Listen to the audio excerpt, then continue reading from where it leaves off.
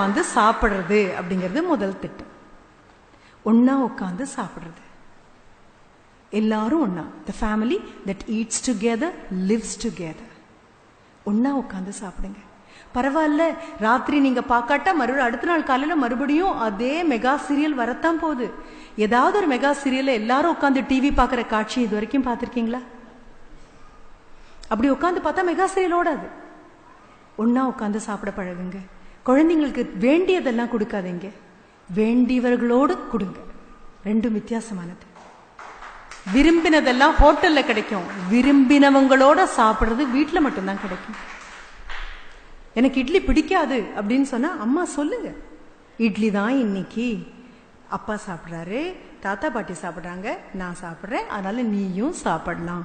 அடுத்த நிமிஷம் உனக்கு ரோஸ்ட் போட்டு தட்டுமா, நெய் ரோஸ்ட் போட்டு கொடுக்கட்டுமா அப்படின்னு போய் பண்ணாதீங்க. நீங்க தான் சொல்லி கொடுக்குறீங்க. ஒன்னு பிடிக்கலன்னு சொன்னா இன்னொன்னு கிடைக்கும், நீங்க தான் சொல்லி கொடுக்குறீங்க. தவத்துல இப்ப தவம் நிறைவேற்றுவோம்னு சொன்னாங்க இல்லையா? வினோபாவுடைய வாழ்க்கை வரலாற்றுல மிக அழகான ஒன்று இருக்கு. எது கசடுங்கிறது அதுலயும் வருது.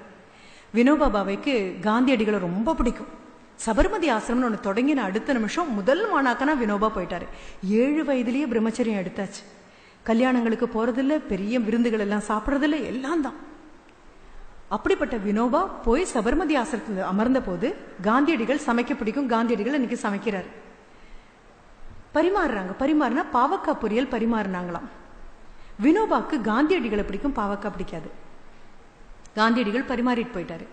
என்ன பண்றதுன்னு தெரியல வினோபாக்கு. அடுத்த நிமிஷம் அந்த பாவக்காய் பொரியல அள்ளி அப்படியே முழுங்கிட்டாரு. திரும்பி பார்த்த காந்தியடிகள், ஐயோ எனக்கு ரொம்ப பிடிக்குமான்னு மறுபடியும் கொண்டு வந்து வச்சுட்டாரு. ஃபைன். வினோபா ரொம்ப அழகா சொல்றாரு, அது வரைக்கும் துறவரம் அப்படின்னா விரும்பினதை விடுறதுதான் துறவரம்னு நினைச்சேன், பிடிக்காததை ஏத்துக்கிறது அதை விட பெரிய துறவரம்னு அப்புறம் தான் புரிஞ்சுது. கொஞ்சம் அந்த பொறுப்பை ஏத்துக்கோங்க, குழந்தைக்கு சொல்லிக் கொடுங்க. இட்லியே கிடைக்காத ஊர்ல இட்லிங்கிறது ரொம்ப பெரிய விஷயம் சொல்லி கொடுங்க. பட்னி கிடக்கிறது அப்படிங்கிறது பிடிக்காதது நகத்தது பேர் பட்னி இல்லை, கிடைக்காம போயிடுமோங்கிற அபாயம் என்னன்னு சொல்லி கொடுங்க. ஒவ்வொன்னா, ஏன்னா அம்மா தான் ருசியை காமிக்கணும். ஏன்னா அம்மா பல்லியை பார்த்து ஐயோ பல்லி அப்படின்னா குழந்தையும் ஐயோ பல்லிங்கும், ஹை பல்லி அப்படின்னா ஹை பல்லின்னு சொல்லும். அம்மா தான் சொல்லி கொடுக்கணும். எதை பார்த்து அருவருப்பு காமிக்கிறீங்களோ அதெல்லாம் அருவருப்பு, எதை பார்த்து சந்தோஷம் காமிக்கிறீங்களோ அதெல்லாம் சந்தோஷம். ஏன்னா கணவன் மனைவியா இருக்கிறது ஒன்றும் கஷ்டம் இல்லைப்பா.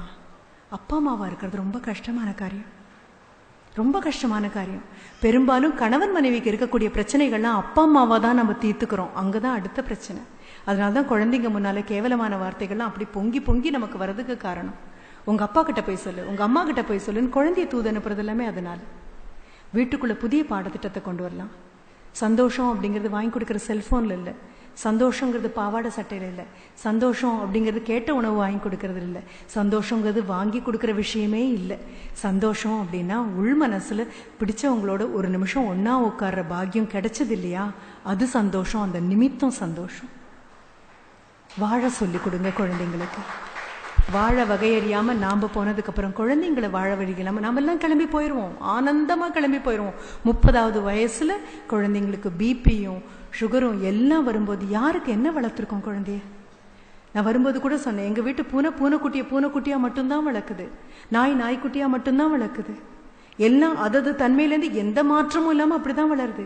இன்னி தேதிக்கும் வேப்பம் விதையை போட்டா வேப்ப மரம் தான் வருது, ஆலம் விதையை போட்டா ஆலமரம் தான் வருது, அரச மரம்னா அரச மரம் விதையை தான் போடணும். உங்களுக்கு நாய்க்குடை வரணும் அப்படின்னா காளான்னா காளான் தான் வரணும். ஆனா நாம மட்டும் ஏன்பா பேருக்கு ஏத்த மாதிரி விதம் விதமா முளைச்சு வந்துட்டு இருக்கோம்? என்ன பிரச்சனைய நம்மளால அனுசரிக்க முடியாம போயிடுச்சு. வகுப்பறையை விட்டு கல்வியை வெளியில கொண்டு வரலாம்.